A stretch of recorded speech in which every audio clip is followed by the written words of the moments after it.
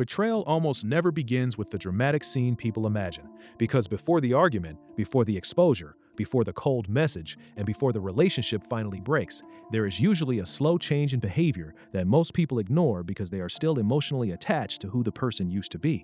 It begins with a reply that takes longer than usual, a tone that suddenly feels colder than it should, a joke that carries more disrespect than humor, a conversation you are no longer invited into, or a person who once defended your name now choosing to stay neutral when neutrality benefits them more than honesty. Most people do not notice betrayal while it is forming because they are waiting for something obvious and undeniable, when in reality, the earliest signs are usually quiet, controlled, and easy to excuse. You tell yourself they are busy, you tell yourself they are stressed, you tell yourself you are overthinking, and while you are busy protecting the old image of them, their present behavior is slowly giving you new information. This is the first lesson you must understand. Betrayal is rarely sudden, because betrayal is usually a pattern that becomes visible only after you stop romanticizing the person and start studying the behavior. This does not mean you should become paranoid, because paranoia will make you see enemies everywhere and turn every delay, every tired response, and every private issue into a personal attack. Strategy is different from paranoia, because paranoia says, everyone is against me, while strategy says, let me observe what changed, when it changed, whether it keeps repeating, and who benefits from this new behavior. That question matters because most betrayal is not driven by random evil, but by incentive, pressure, fear, jealousy, competition, convenience, or the desire to gain access to something that could not be gained while remaining fully loyal. Someone may betray you because they want approval from people who dislike you. Someone may betray you because they are competing for the same space, and someone may betray you because loyalty became inconvenient at the exact moment self-interest became profitable. This is why you must learn to measure loyalty by behavior instead of history, because the fact that someone was close to you before does not automatically mean they are safe with your future. The first quiet sign that someone may be turning against you is that their warmth becomes inconsistent in a way that starts to control your emotional state. One day they are friendly, open, and familiar, but another day they are distant, sharp, and strangely formal, even though nothing obvious happened between you. The confusing part is that they do not disappear completely, because if they disappeared completely, your mind would adjust faster, but instead, they give you just enough warmth to keep you emotionally unsure and just enough coldness to make you question yourself. This inconsistency can become a subtle form of control because their mood begins to shape your confidence. Their attention becomes something you try to earn, and their distance starts making you replay conversations to figure out what you did wrong. A healthy person may need space, but they usually communicate it with some level of honesty, while a conflicted or manipulative person often makes you guess, and the guessing slowly drains your self-trust. The second quiet sign is that they stop correcting false narratives about you, even when they know the truth well enough to speak with clarity. Sometimes neutrality is fear wearing a clean suit, and sometimes neutrality is someone choosing the winning side before the conflict becomes visible to everyone else. The third sign is that they begin collecting small faults, small moments, small weaknesses, and small mistakes as if they are preparing a private case against you. You may notice them bringing up harmless things with a different tone, remembering details they previously ignored, or using language like, I noticed you always do this, even when the situation does not deserve that level of judgment.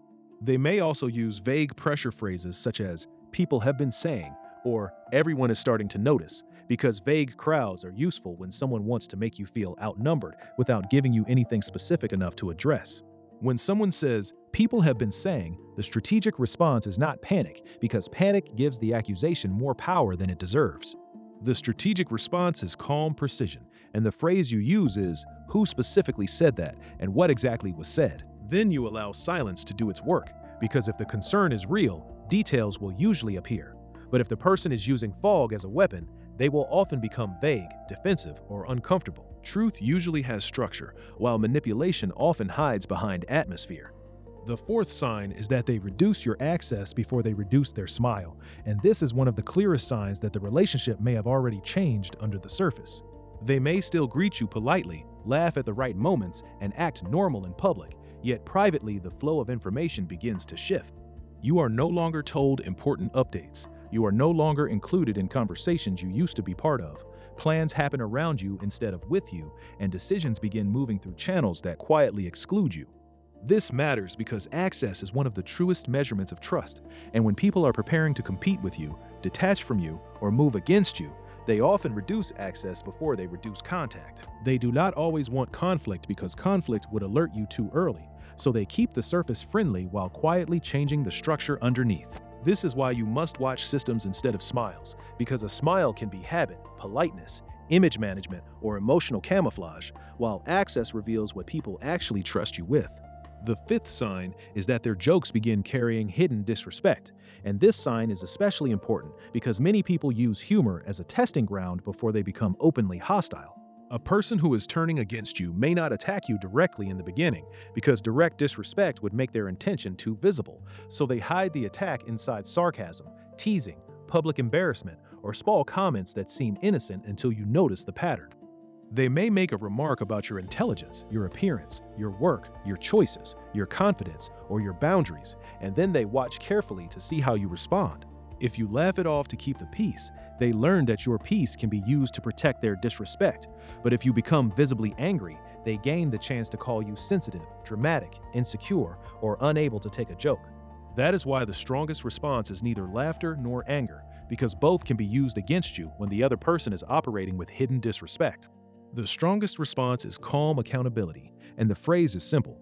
What did you mean by that? If they say, "I was just joking," you respond with controlled curiosity by saying, "Explain the joke," and then you stop talking. This works because disrespect disguised as humor survives only when nobody forces it to stand in the light. When you calmly ask someone to explain the insult without raising your voice, you remove the hiding place and make the disrespect carry a social cost. The sixth sign is that they become closer to people who benefit from your downfall, and while this does not automatically prove betrayal, it should make you more observant. People rarely turn against someone in isolation, because betrayal often grows inside a new alliance, a new influence group, a private conversation, or an emotional agreement where your name is slowly reframed. Maybe they become close to someone who envies you. Maybe they begin taking advice from someone who has always disliked you. Or maybe they suddenly bond with a person who gains status, access, attention, or opportunity if you lose ground. The danger is not simply proximity, because people are allowed to know people you do not like, and you should not become controlling every time someone speaks to someone else. The danger is the language shift that often follows proximity, because when someone spends enough time around people who dislike you, they may begin borrowing their assumptions, their tone, their suspicion, and eventually their language. You will hear them question things they never questioned before, frame your actions in ways they never framed them before, or use phrases that sound like they came from someone else's mouth. That is how loyalty can be quietly reprogrammed through repeated exposure, because the people someone listens to will eventually influence what they believe, what they doubt, and what they are willing to justify. The seventh sign is that your intuition becomes noisy around them, but instead of blindly trusting the feeling or completely dismissing it, you treat the feeling as data that needs investigation. Your body often notices changes before your mind can explain them, which is why you may feel tense when their name appears on your phone, guarded when they enter the room, or strangely careful when choosing your words around them. You may feel like you are being measured instead of welcomed, watched instead of understood, or tolerated instead of genuinely received. That feeling does not automatically mean they are betraying you, because feelings can be shaped by past wounds, stress, insecurity, and fear. However, the feeling deserves attention when it is connected to repeated behavioral changes that you can actually identify. The mature move is to ask yourself what exactly changed, whether it was their tone, timing, body language, access, alliances, jokes, eye contact, level of warmth, or willingness to be honest. That is emotional regulation in practice, because you are not reacting simply because you feel something, but you are also not abandoning your own internal warning system just to appear reasonable. Now, once you notice these signs, there are two mistakes you must avoid, because both mistakes can damage your position. The first mistake is confronting too early, when all you have is emotion and scattered moments that have not yet formed a clear pattern. If you confront too early, the other person can dismiss you as insecure, dramatic, suspicious, or overly sensitive. And because you moved before you had clarity, you may end up defending your perception instead of standing on the facts. The second mistake is waiting too long, because some people keep collecting signs for months while still giving full access to someone whose loyalty has already become uncertain. They continue sharing private plans, emotional weaknesses, personal conflicts, future moves, and sensitive information with someone who has already shown them that the relationship is no longer clean. Both extremes are dangerous, so the strategic path is to observe quietly, reduce access wisely, test gently, and decide calmly. The tool for this episode is called the Pattern Incentive Access Method, and it gives you a practical way to protect yourself without becoming paranoid or emotionally reckless. The first question is, what pattern has changed? Because you are not looking for one random moment, one bad day, or one strange message. You are looking for repeated behavior, such as a change in tone, a change in warmth, a change in information flow, a change in public loyalty, a change in jokes, a change in alliances, or a change in how safe you feel around the person. The second question is, what incentive could explain the change? Because human beings often follow incentives more consistently than they follow beautiful words. Ask whether the person gains status by distancing from you, whether they are trying to impress someone else, whether they are competing with you, whether they are afraid of being associated with you, or whether they are moving closer to power by moving away from you. The third question is, what access should be adjusted? Because once loyalty becomes uncertain, full access becomes dangerous. If trust is unclear, you do not need to hate the person, confront the person, expose the person, or start a war with the person. You simply reduce what they can reach. You stop giving them your private plans, your emotional weaknesses, your unfiltered opinions, your sensitive strategies, and the kind of information that can be carried into another room and used without your control. Access should always match trust, and when trust becomes uncertain, access must become limited. This is not punishment, bitterness, or revenge. This is protection. If you eventually need to speak to the person, the conversation should be calm, specific, and difficult to twist. Do not say, "You have changed," because that is too broad and can easily become an argument about feelings. Do not say, "I feel like you are betraying me," because that language is too heavy unless the evidence is already undeniable. Instead, say, "I have noticed that the communication between us has changed, and I want to know whether there is something that needs to be addressed." Then you become quiet and listen carefully, because the answer matters, but the accountability behind the answer matters even more. A healthy person may clarify, apologize, explain, or make an effort to repair the distance, while a defensive or manipulative person may attack your perception, mock your concern, or make you feel guilty for noticing the change. Sometimes the most powerful move is not confrontation, because confrontation is not always required when the pattern has already taught you enough. Sometimes the most powerful move is repositioning, where you quietly become less available, less emotionally exposed, less eager to explain, and less willing to chase the old version of someone who is no longer showing up with the same loyalty. When you reduce access, people reveal what they truly valued. Some people will adjust because they value the relationship, while others will become irritated because they valued the access more than they valued you. That difference is important because people who love access often become angry when the door no longer opens as easily. You must also understand that not every betrayal needs revenge, because revenge can keep you emotionally tied to the wound long after the lesson has already done its job. Strategy is not about destroying every person who disappoints you, because that makes your life reactionary and keeps your energy trapped in the behavior of people who already proved they were unsafe. Strategy is about becoming harder to damage, faster to observe, wiser with access, calmer under pressure, and more selective with the people who receive your trust.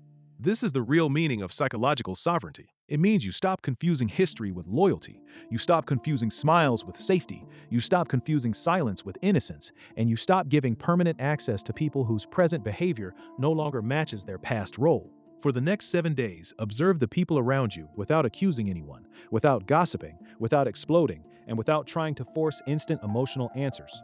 Use 3 questions quietly. What changed? Who benefits? What access should be adjusted? Betrayal does not usually begin when someone attacks you in the open. It begins when someone stops being clean with you while still enjoying the benefits of being close to you. It begins when their words and behavior stop matching, when their smile remains but their loyalty starts leaving, and when their access to you becomes greater than their respect for you. When that happens, your job is not to panic, beg, chase, or perform loyalty for someone who is no longer practicing it. Your job is to become precise. You observe the pattern, you understand the incentive, you adjust the access, and you keep your frame intact. Remember this clearly. Loyalty is not proven by how long someone has known you, how warmly they speak to you, or how many beautiful memories they share with you.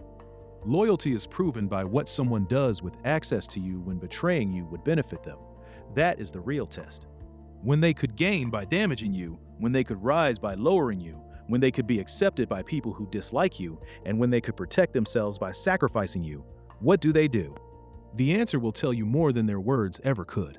Once someone shows you that answer, do not keep interviewing the evidence because your heart is not ready to accept the truth. Betrayal starts quietly, so watch the patterns and adjust access before your trust is used against you.